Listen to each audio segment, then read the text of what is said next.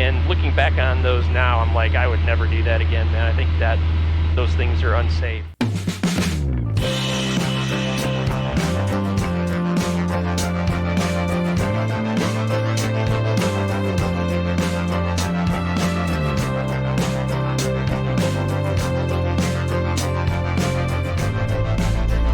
Power's going full. Engine instruments good, airspeed's alive. Went up on 65 and rotate and off we go. And positive rate coming up. 90 miles an hour, flaps up.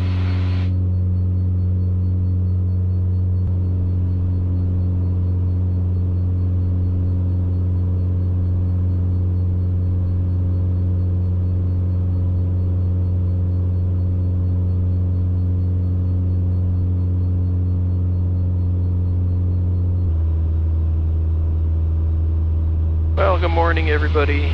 It's a nice calm morning so far out today, and it is a sad day. So it's a sad day today. I woke up this morning to get my briefing for this flight,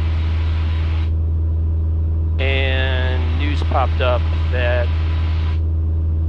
yesterday evening or late last night or sometime overnight, an American Airlines CRJ collided with a helicopter while on approach for Reagan National.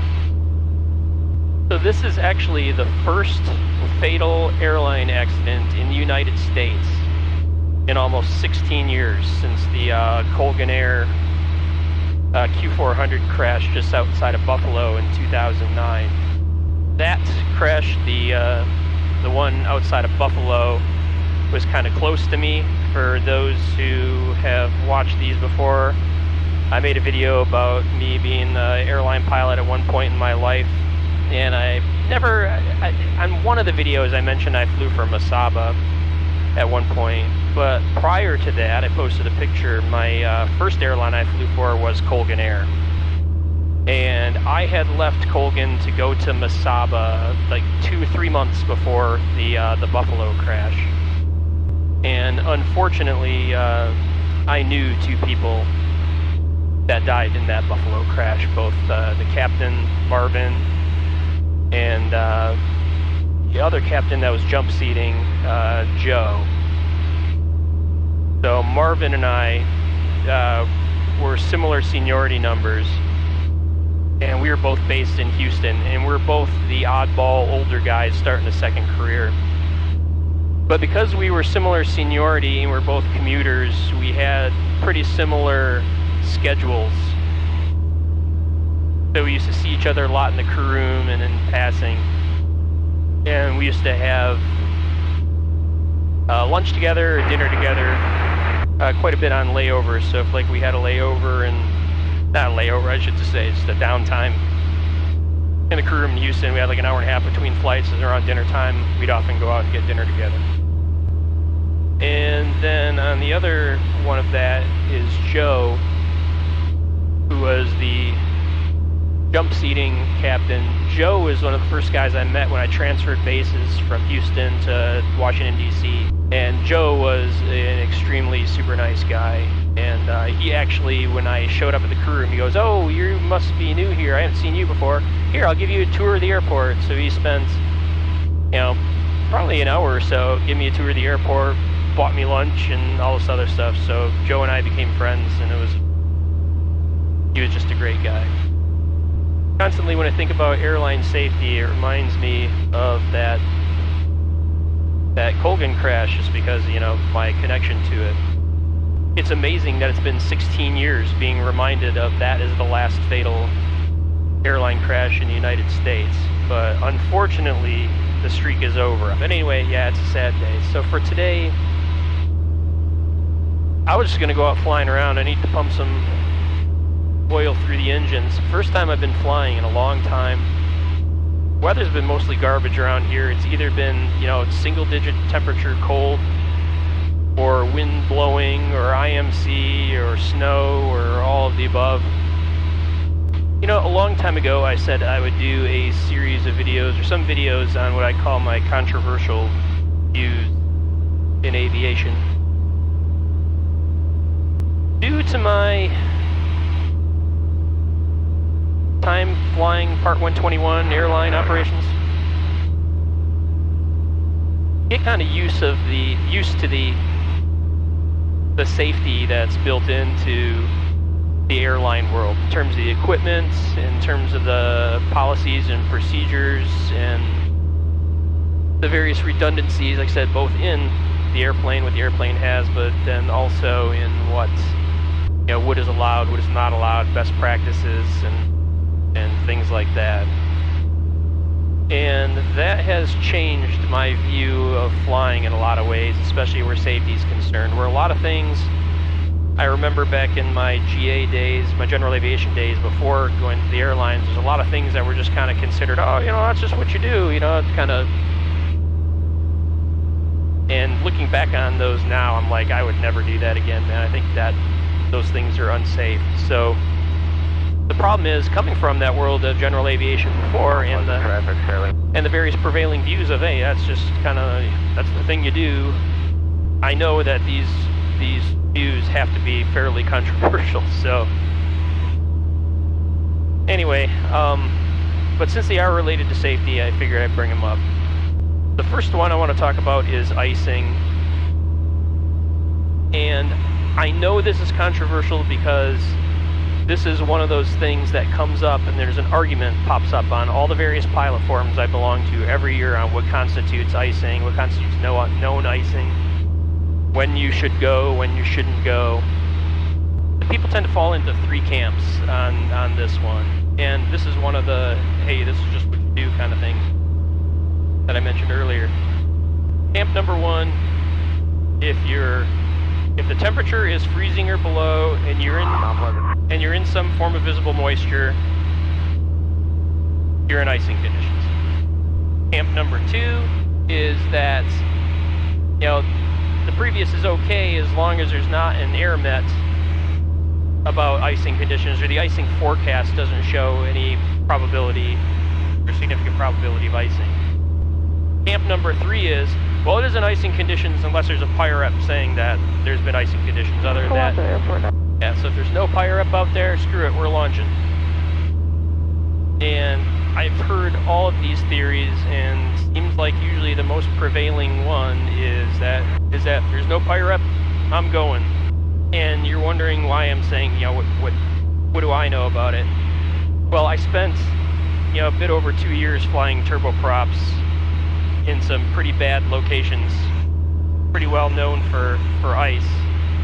And when you fly turboprop, you know, 6 legs a day, like we were doing, you're constantly going up, you're constantly going down, you're constantly going through the ice bands, and you almost never get above them because your legs are pretty short that we're flying. So, you know, 12,000 feet would typically be cruising altitude for us. So I experienced a lot of ice, a lot of icing conditions. I will definitely say that icing is definitely a roll of the dice in terms of what is it you're going to see. Since the roll of the dice is kind of has your safety and your life on the line, I consider it more like a little bit more like Russian roulette than rolling the dice. But it's not Russian roulette with, you know, a 6-shooter. It's probably Russian roulette with more of like a 90 shooter or something like that. Maybe a 50 shooter, where you can spin the barrel and click, nothing happens. And you do that 3, 4, 5, 6, 10 times, and you're like, this flying and icing, really nothing. I don't see what the big deal is about. Because the majority of the time, what you see is what I call the thin white line, which is a thin little line, rime ice along the very leading edge of the wing, and it really doesn't get much above that. In fact, it was, you know, like flying the Saab. It was to the point where, you know, such a thin line, you pop the boots and it doesn't even fall off because it's so thin and the boots go lengthwise that it doesn't expand enough and it just kind of stays there. And you're like, okay, no big deal. But that other 5% of the time, where you don't get the thin white line, well, let me tell you, it gets pretty damn scary, and it can get pretty scary pretty quick. I find that icing usually falls in two camps. It's like, it's the thin white line or it's holy crap. And I haven't seen a whole lot of in-between. I mean, there is in-between, but the in-between's like the 1%. So now in the airline world, first let me tell you a couple stories of the holy craps. One, I was flying from Pittsburgh to Syracuse, New York. It was early January. It was either January 1st or January 2nd. And I know that because this was my first actual trip. Yeah, I believe it was my first actual trip flying as a newly minted captain. I had just done my IOE, initial operating experience, a week or two before that. I did like a week of reserve, and then I got called in off of reserve to do this trip.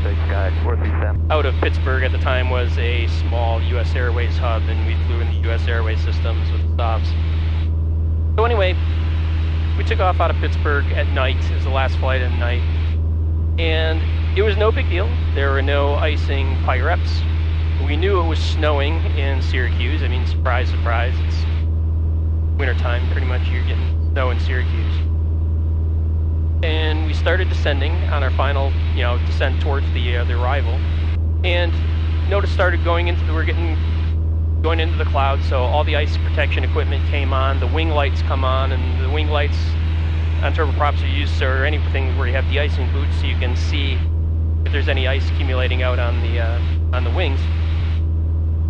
So I'm watching the ice accumulate. Of course, it's the thin white line. So probably every minute or so, I'd look out the window. All of a sudden, I look out there, and the entire boot is covered with about 1/4 of an inch thick of just solid white. And I was like, holy crap, I mean, I just looked out there 30 seconds previously. So in 30 seconds, from the thin white line to 1/4 of an inch of ice. Quickly decided, the boots run on a timer, so every 2 minutes there's a cycle that fires off. But you can flip the switch a certain way and it'll fire off a manual cycle. So I'm like, okay, and at any time we're encouraged that if the ice, you think it's too much, just fire off a manual cycle. So I fired off a manual cycle, and all the ice popped off, and I watched it. It took like another 30 seconds to a minute to reaccumulate back to close to 1/4 of an inch of ice again.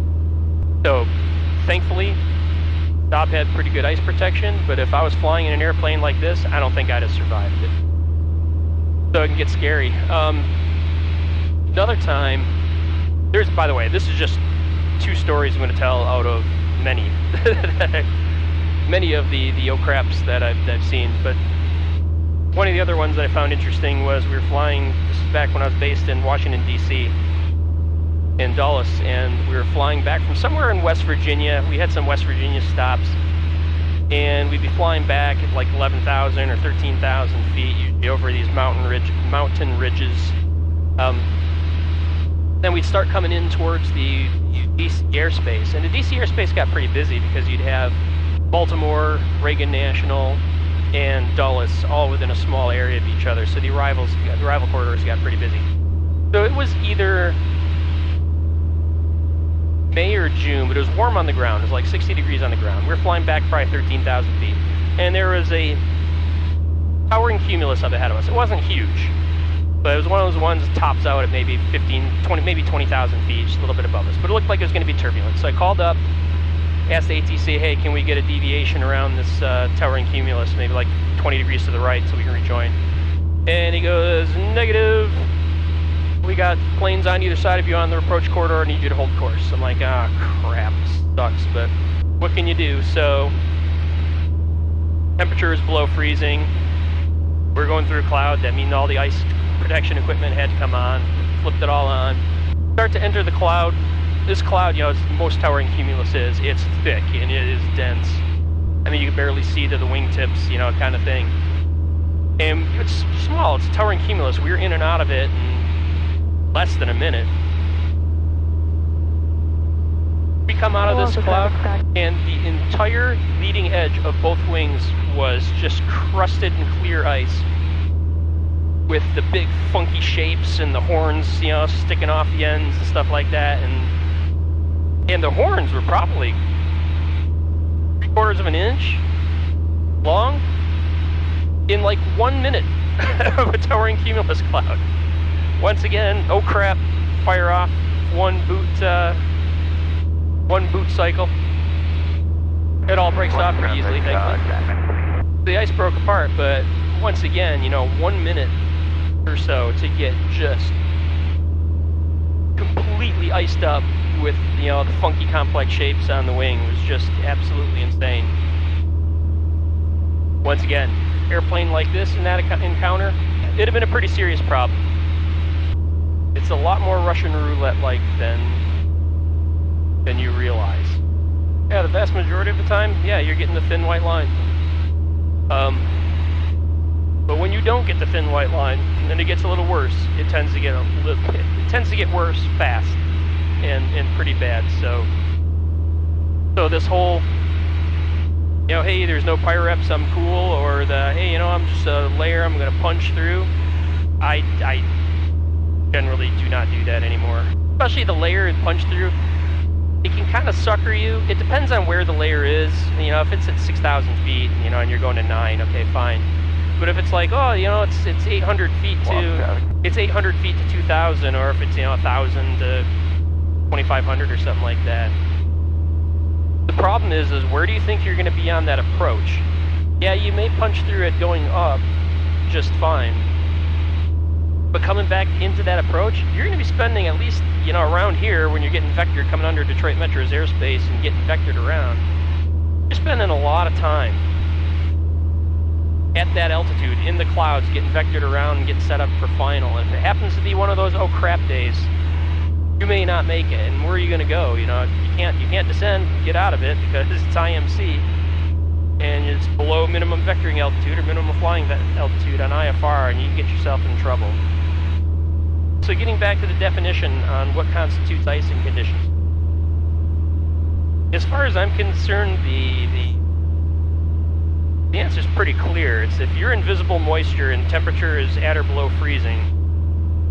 Well, let's not talk about that once you get below like minus 40 degrees. But if you're at or below freezing in visible moisture, you are in icing conditions. And how do I know this? Because in the airline world, we are not allowed to fly if any of our in icing conditions, if any of our equipment, icing equipment, is malfunctioning. Just not allowed to do it. And guess what known icing conditions is defined by? It's defined as invisible moisture and at freezing or below. And by the way, freezing is defined a little differently. It's not 32 degrees. It could be a higher temperature depending on any air pressure drops around different parts of the airplane. So like, for example, the engine intakes, the pressure is lower there, and that causes, when the pressure drops, the temperature goes down. And they know the temperature around the intakes, the engines will go down 3 or 4 degrees. So we have to add 3 or 4 degrees onto the freezing temperature engine. But anyway, the point being is that the definition for what constitutes icing is pretty simple as far as I'm concerned. I am firmly in the camp of if it's at freezing or below and you're in visible moisture, you're in icing conditions and you should not be flying there unless you have ice equipment. Please, people, keep yourself alive out there. Anyway, that's all I got for my spiel and my rant. That one's probably going to be the least controversial out of my various controversial views on aviation. Maybe second least. But anyway, I'll rant at different points in the future. But I think I've had enough of getting oil through this engine. But let's head back to the airport.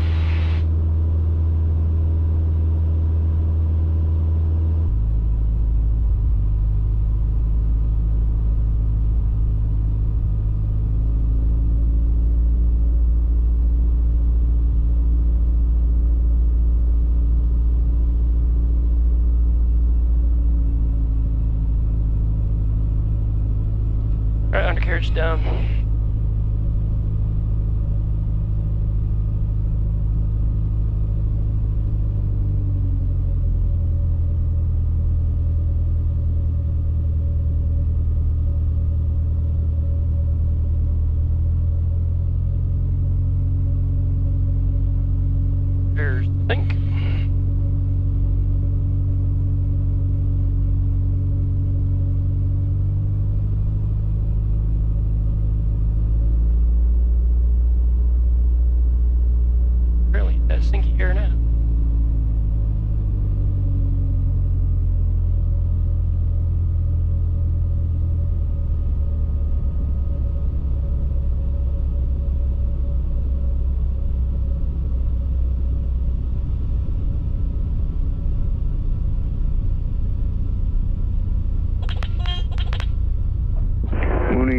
Romeo, when able, make the 180, back taxi the runway, turn right on Gulf, contact ground. All right, 180, right turn on Gulf and contact ground. Mooney 16 Delta Romeo.